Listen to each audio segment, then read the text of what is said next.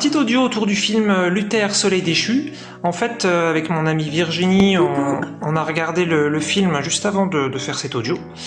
Et donc, on avait envie de parler un peu de neuroatypie, de trucs comme ça. On va voir ce qui nous vient en parlant. Donc, on va carrément spoiler le film. Hein, donc, regardez-le avant si vous voulez. Donc découvrir ça, parce que sinon si vous n'avez pas envie, pas besoin, vous l'avez déjà vu, vous allez découvrir donc ce qu'on va dire autour de ça. Parce qu'en fait on a vu pas mal de scènes qui étaient donc autour de la neuroatypie ou de la sociopathie ou de la psychopathie, hein, je connais pas moi les termes précis. Et donc c'est un fonctionnement différent, un fonctionnement atypique. C'est pour ça qu'on est vraiment dans le thème de la neuroatypie. Et on voit aussi qu'il y a plusieurs catégories dans ce domaine-là, comme chez les personnes typiques, donc ceux qui ont un fonctionnement qu'on connaît tous, un fonctionnement général, normal entre guillemets, où tout le monde est différent en fait.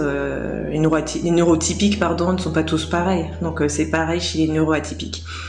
Donc là dans le film on voit le profil du sociopathe. Comment il s'appelle déjà ? Je n'ai pas retenu le prénom. Non, parce que le mec, évidemment, c'est Luther, mais le gars, il s'appelle... oui, mais on découvre à la fin, en fait. C'est ça, c'est pas important. En fait, on découvre à la fin. Nous, on n'arrêtait pas pendant le film de l'appeler Gollum, parce que c'est le même acteur. Oui, voilà, donc tu disais, pardon. Donc voilà, mais qu'est-ce que tu as pensé du film ? Non, mais en fait, moi, ce que je trouvais super intéressant, bon, c'est un film bien réalisé, de crime et tout ça, un petit peu dark.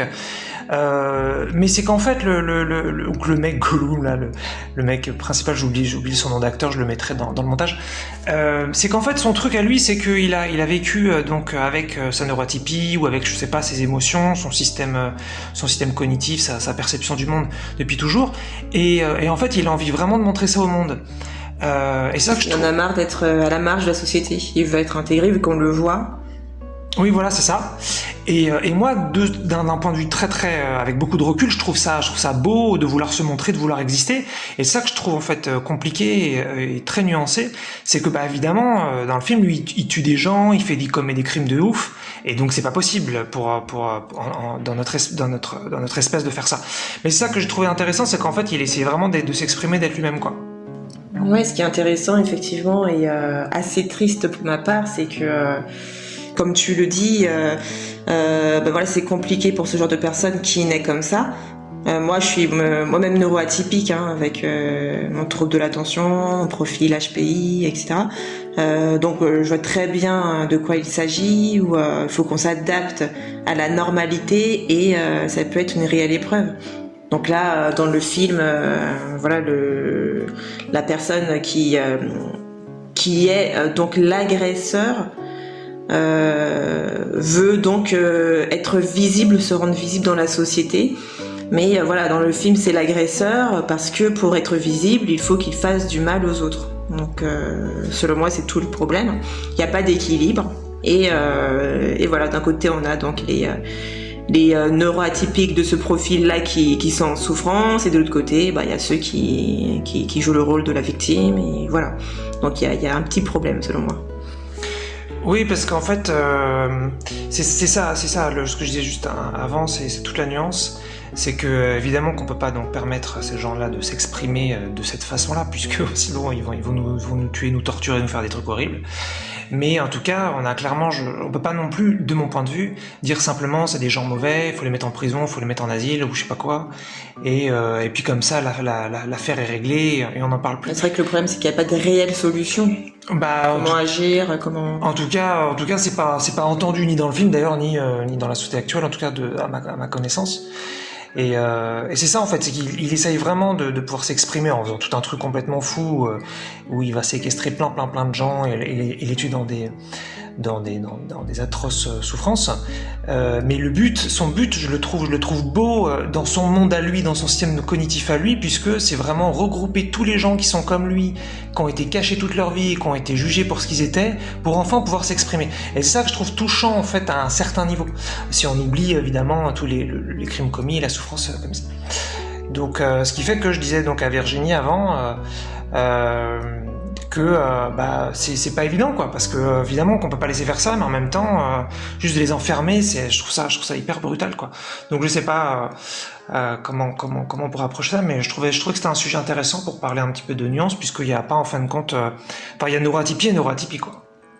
Après, c'est intéressant de voir, d'observer les personnes qui ont ce profil-là pour savoir si vraiment leur moment de jouissance c'est quand ils tuent une personne par exemple, ou c'est quelque chose qui se cache derrière. Et si c'est le cas, peut-être que voilà, il peut avoir une approche de ce côté-là, un travail derrière, voir comment répondre à ses propres besoins sans faire du mal à l'autre en fait. Ouais, c'est ça.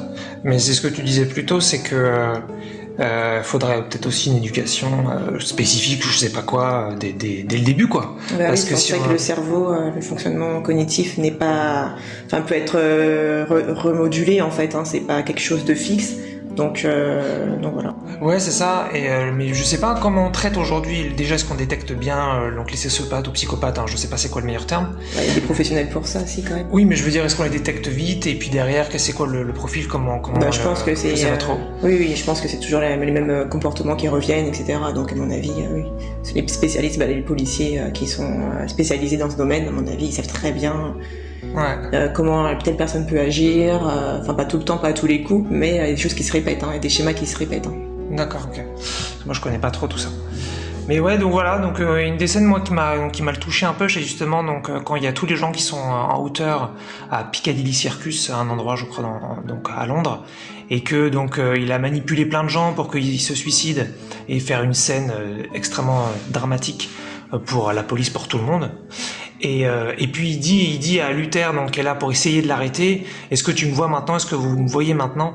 Et c'est vraiment ça en fait, il a passé sa vie à vouloir être vu, et ça je trouve ça fort, quoi.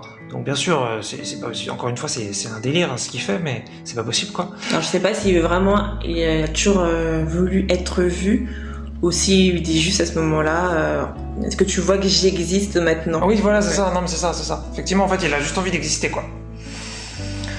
Ouais, et donc voilà, et puis la dernière scène évidemment où il y a tous les gens qui sont cachés un peu partout, qui regardent à travers leur caméra. Alors moi je disais à Virginie que je trouvais ça un peu déconné parce qu'on voit quasiment que des hommes, mais elle me disait qu'elle trouvait ça normal. Tout à fait. mais c'est vrai que je trouvais ça fou. Il doit bien exister des femmes, et j'en suis sûre, mais après voilà, en termes de...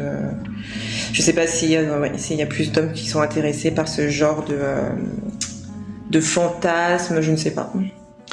Mais c'était un peu flippant, quoi, d'imaginer qu'il y a des gens qui regardent ce genre de choses, puisqu'en fait c'est la légende urbaine des Red Rooms qui sont, je sais pas si ça existe pas, je suis pas encore une fois trop expert sur le sujet, je sais juste en tout cas ce que c'est théoriquement, puisque c'est des endroits cachés qu'on trouve sur le darknet où on peut tuer ou torturer et filmer des gens en train de faire ça. Et donc là c'était un petit peu l'idée de la fin du film, et donc de voir tous ces gens qui sont là, qui regardent et qui payent pour ça, c'est vrai que c'est pas évident, parce que en fait, voilà, ce que je veux dire, c'est que ces gens-là, ils font partie de notre espèce aussi, quoi. C'est ça en fait le sujet, je trouve très compliqué. Même si je me répète un peu, voilà, on peut pas juste dire déjà soit ils existent pas, soit il suffit de pas penser à eux, ou alors il faut juste les mettre en prison, ou il faut les tuer, ou je sais pas quoi. Parce qu'en fait ils sont là, quoi. Donc je sais pas vraiment quel pourcentage, ça j'avoue que je m'en rends pas compte. Mais voilà, donc pour parler un peu de tout ça. Et de neuroatypie, et puis de trouver une place, parce que c'est ça, tous on veut exister, on veut être nous-mêmes. En trouvant le juste milieu pour coexister. Donc voilà, c'est pour ça que ce film, je le trouve très intéressant. Ça aborde un sujet d'actualité, même si on n'en parle pas beaucoup. Ça reste encore tabou, parce que je pense qu'il n'y a pas de solution pour le moment. Voilà, à part comme tu le dis, Eric, soit emprisonner ces personnes-là, soit les mettre en hôpital psychiatrique, ou soit voilà quoi, les laisser dans la nature. Donc c'est pas évident, mais c'est un sujet à mettre en lumière en fait. Voilà, si ça pouvait un peu désengorger les prisons, ça serait bien.